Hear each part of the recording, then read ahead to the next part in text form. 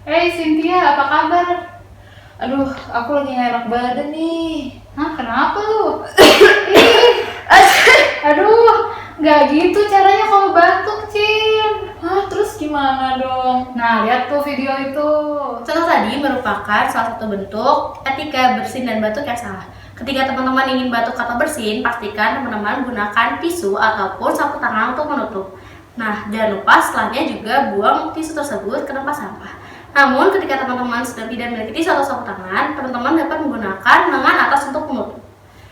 Dan ketika teman-teman merasa tidak sehat, apalagi teman-teman mengalami batuk dan bersin, jangan lupa selalu gunakan masker yang bisa menutupi hidung dan mulut ketika berpergian.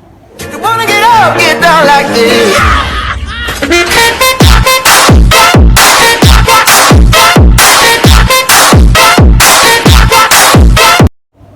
Etika batuk dan bersin yang benar dapat mencegah penyebaran virus dan penyakit.